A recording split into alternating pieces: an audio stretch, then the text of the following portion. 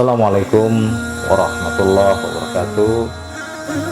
Sahabat-sahabat AAC dimanapun berada, kembali kita bertemu di vlog kami ya dari klinik Abu Al-Albani Center tentang tips dan juga saran-saran yang berguna insya Allah untuk kehidupan kita sehari-hari. Kali ini saya akan mengangkat tentang prinsip-prinsip mendidik anak ya. Tentu awal cara kita mendidik anak adalah kita harus memilih pasangan yang baik ya, baik itu seorang laki-laki memilih istri ya, seorang perempuan memilih suami, karena kadar kebaikan ini merupakan tolak ukur di mana nanti secara psikologi dan juga kultur yang akan dibawa adalah sesuai dengan apa yang biasa dilakukan oleh kedua orang tua. Dan juga dalam kaidah fikih, laki-laki yang baik akan mendapatkan wanita yang baik, wanita yang baik akan mendapatkan laki-laki yang baik. Jadi ini prinsip yang pertama. Yang kedua, kita dalam hubungan rumah tangga, suami istri harus berinteraksi dengan baik ya, memandang luhur sebuah pernikahan, sehingga ketika interaksi yang terjadi adalah komunikasi yang baik dan wajar.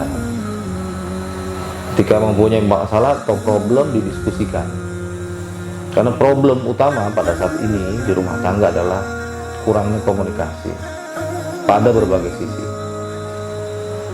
Dan yang menjadi efek daripada masalah nantinya adalah anak-anak.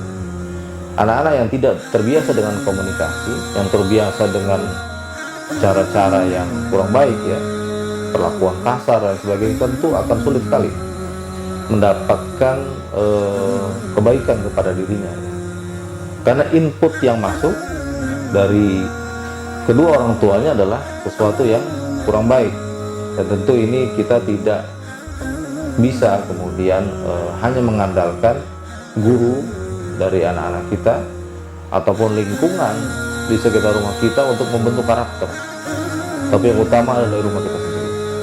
Maka tips untuk menjadikan anak yang baik adalah, salah satunya adalah interaksi di rumah dengan cara-cara yang baik dari suami istri.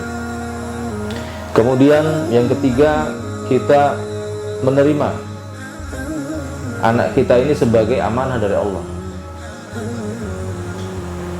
Karena kalau kita sudah menganggap ini sebuah amanah, bukan sebuah beban, maka konstruksi pikiran dari alam bawah sadar kita adalah kita ingin membuat sesuatu yang menjadikan amanah ini sesuai dengan amanahnya. Seperti misalnya mengajarkan nilai-nilai agama yang luhur ya, membuat kebiasaan-kebiasaan yang baik seperti sholat 5 waktu, puasa ya, kemudian diajarkan bagaimana berbakti kepada orang tua,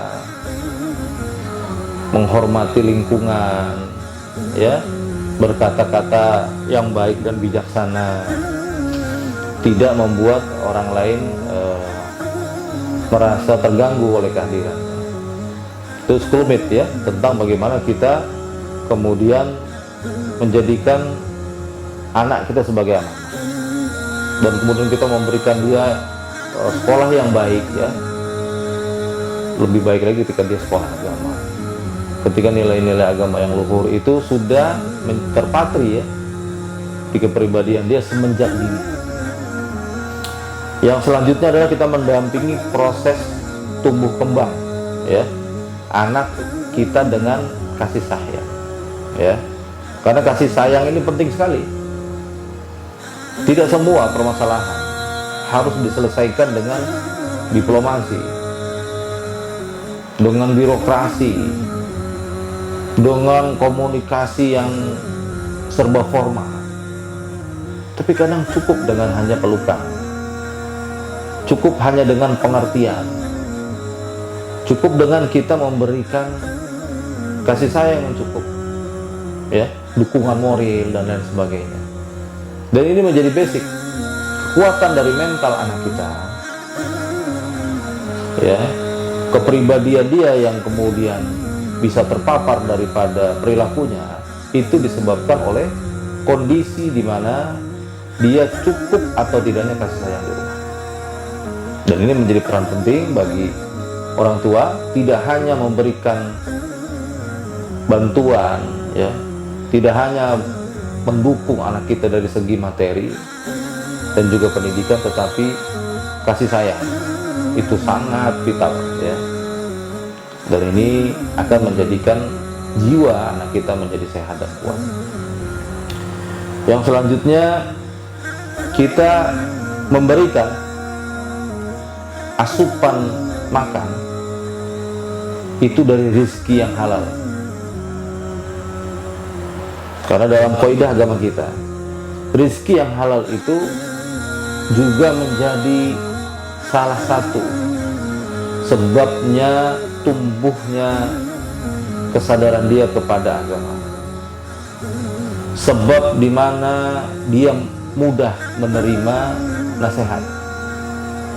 Sebab di mana dia mudah beramal saleh. Karena yang tumbuh dari daging, yang ada di tubuhnya adalah makanan-makanan yang halalan thayyiban, yang dimana tidak ada maksiat di sana, tidak bercampur antara halal dan haram.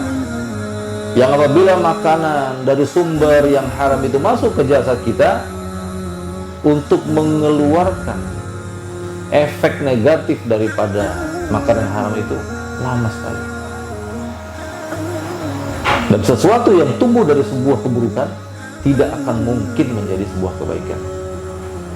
Tetapi sesuatu yang baik, insya Allah akan menjadi edukasi. Jadi kita itu menuai daripada apa yang kita tanam.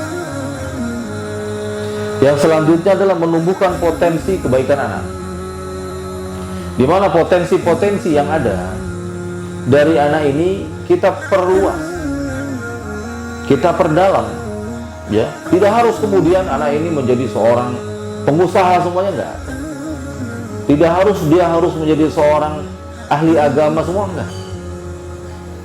Tetapi potensi yang ada sebagai nilai lebih dari anak kita, ya, dari edukasi yang dia sukai, atau mungkin sesuatu bidang yang dia cintai, itu penting kita dukung, ya. Terlebih itu sesuatu yang mubah dalam agama, bukan profesi yang haram. Tentu kita dengan segenap hati, ya, mendorong anak kita untuk bisa mengeksplorasi, ya, sesuatu yang dia sukai itu, sesuatu yang dicintainya itu, dan semoga itu menjadi sumber keberkahan bagi dia, ya. Contoh, apabila seseorang senang mengajar, dia suka mengajarkan apapun, ya, meskipun hanya mengajarkan bagaimana tips memakai sarung misalnya. Tapi untuk orang yang memerlukan informasi ini merupakan informasi yang berharga sekali. Nah, ketika kita terlibat dalam urusan ini, mendorong dan juga membantu secara moral dan materi kepada anak-anak kita untuk mengembangkan potensi dia yang baik-baik ini, tentu kemudahan akan terjadi. Karena sesuatu yang disukai, sesuatu dicintai akan dilakukan dengan senang hati dan tidak dengan keadaan terpaksa. Yang selanjutnya, selalu mengevaluasi. Kalau dalam Islam adanya muhasabah. Apa-apa yang kita lakukan untuk anak-anak kita dan juga anak-anak kita lakukan untuk hidupnya, kita ajarkan untuk evaluasi. Apakah ini baik? Apakah niatnya ini baik? Kita ajarkan segala sesuatu diniatkan karena Allah, agar bernilai pahala, agar bernilai keberkahan. Karena segala sesuatu itu berawal daripada niatnya. Hingga amal soleh pun harus ada niatnya. Kalau salah di niat, amal soleh ini akan sia-sia. Dan sungguh, untuk kita orang tua, mendidik anak-anak adalah bagian dari jihad kita. Karena hasil dari anak-anak kita ini menentukan salah satunya apakah kita akan tentram di dunia maupun di akhirat. Sekian tips dari saya untuk cara-cara mendidik anak.